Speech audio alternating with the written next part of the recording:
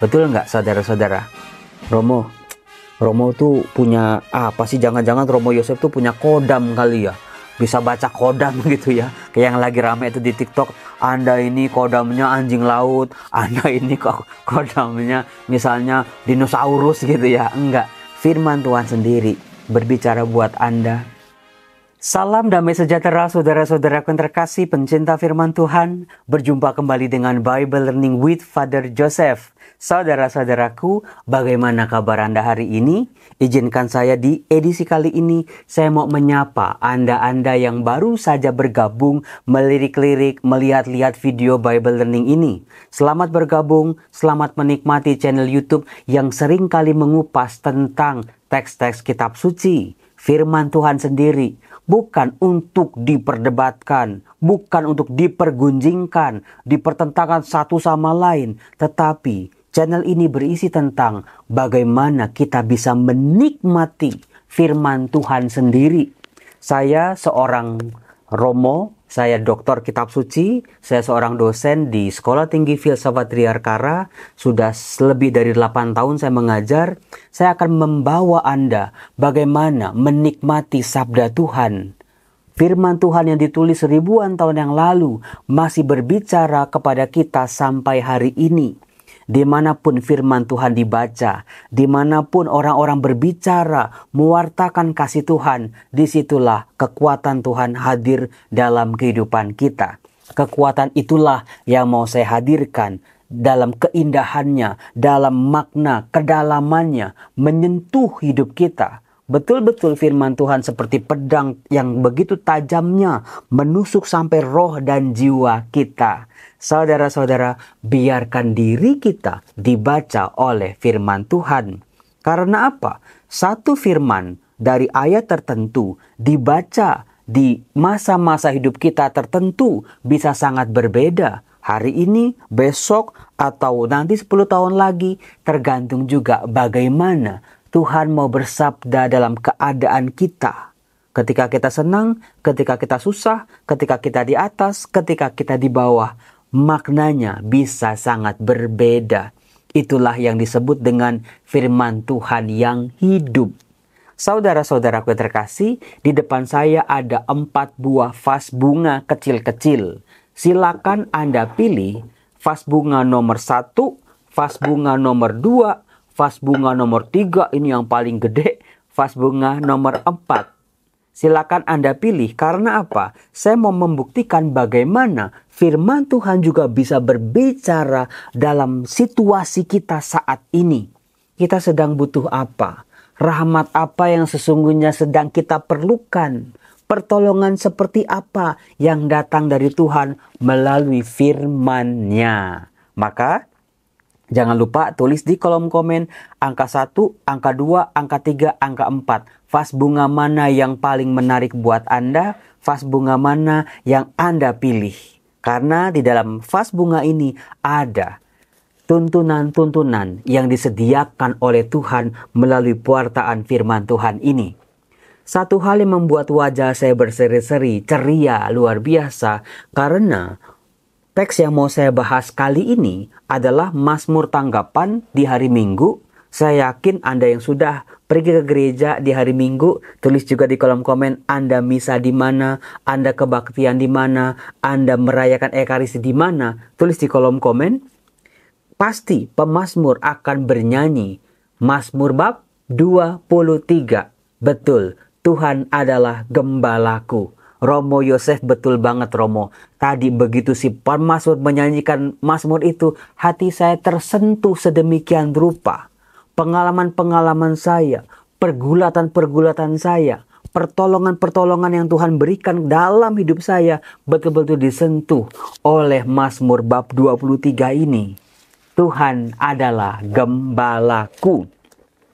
Mazmur ini saudara-saudara disebut sebagai Mazmur Daud.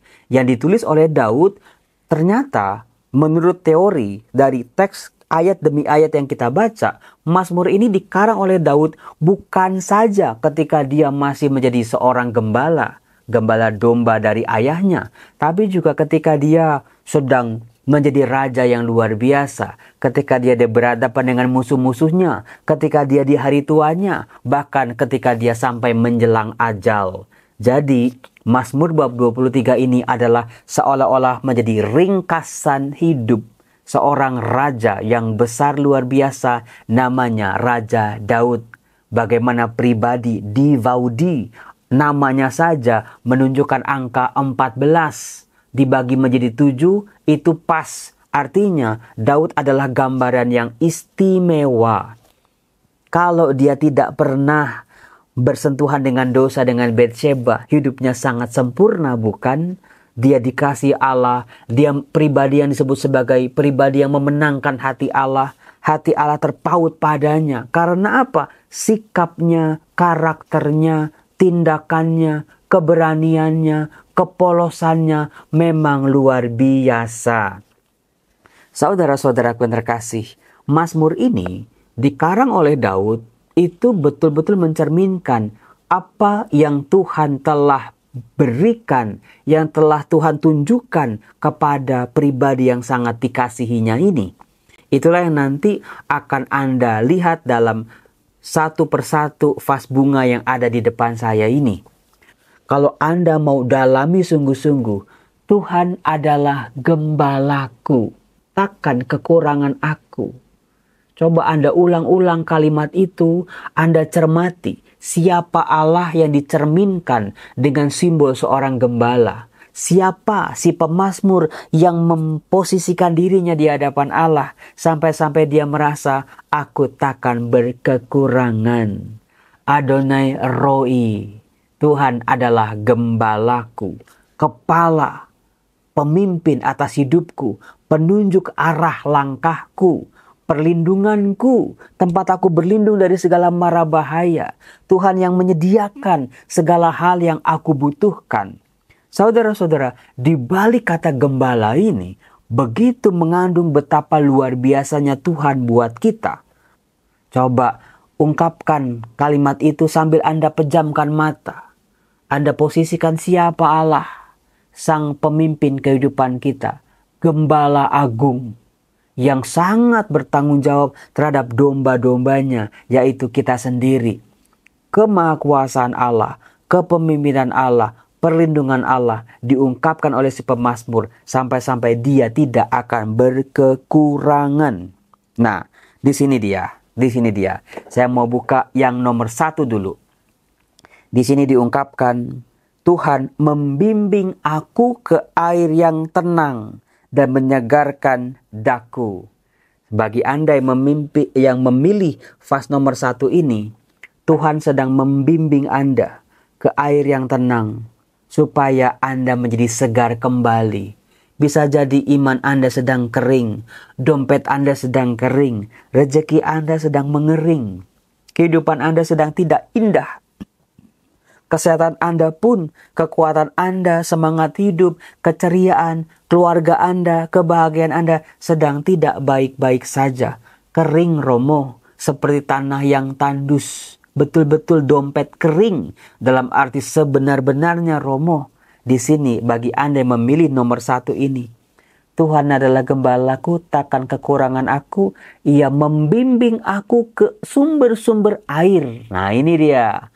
Tuhan sedang membimbing kita ke sumber-sumber rezeki, sumber-sumber kehidupan yang akan betul-betul menyegarkan jiwa kita yang kering, kehidupan kita yang kering, kebahagiaan kita yang sedang mengering, kering kerontang. Betul nggak saudara-saudara? Romo tuh punya apa sih? Jangan-jangan Romo Yosef tuh punya kodam kali ya.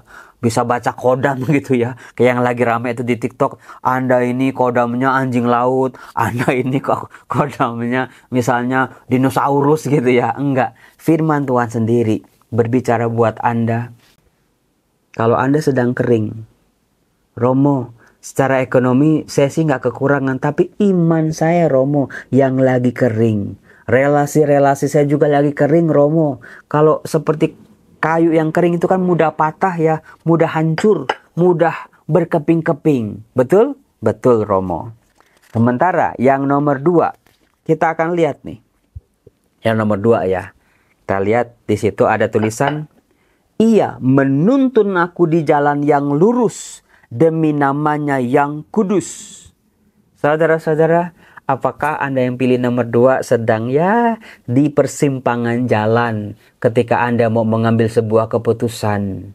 Mau ambil jalur yang singkat, Romo, gampang, Romo, tapi saya harus mengkhianati suara hati saya, Romo. Tapi dengan firman Tuhan, ternyata Tuhan sedang menuntun aku di jalan yang lurus. Ayo, selama ini jalannya lagi bengkok-bengkok, ayo. Hatinya kalau lagi berdoa suka mikir yang enggak-enggak. Ketika ekaristi, kebaktian, baca kitab suci, mikirnya malah ke handphone. Masalah-masalah yang dipikirin, bukan firman Tuhannya. Jadi kelelep sama masalah-masalah penderitaan sakit penyakitnya.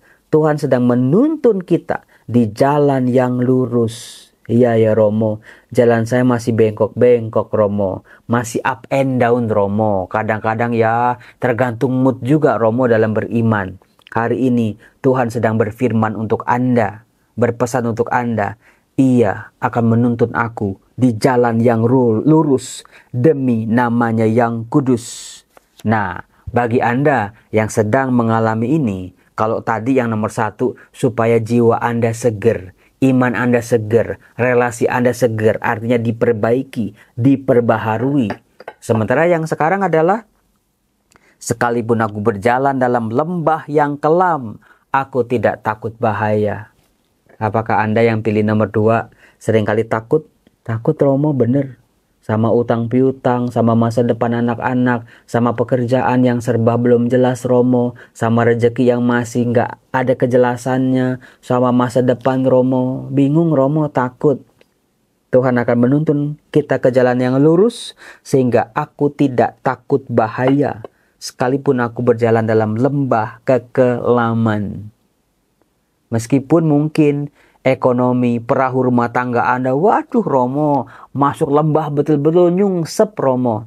Aku tidak takut bahaya, sebab Tuhanlah yang akan menuntun aku di jalan yang lurus. Sekelam-kelamnya hidupku yang harus aku lalui ini, aku percaya tujuannya lurus, yaitu kepada Tuhan sendiri. Maka cobalah hidup benar di hadapan Tuhan. Karena apa? Dikatakan oleh pemazmur, sebab Tuhan besertaku. Tongkat penggembalaanmu itulah yang menghibur aku. Keren bukan? Bener Romo.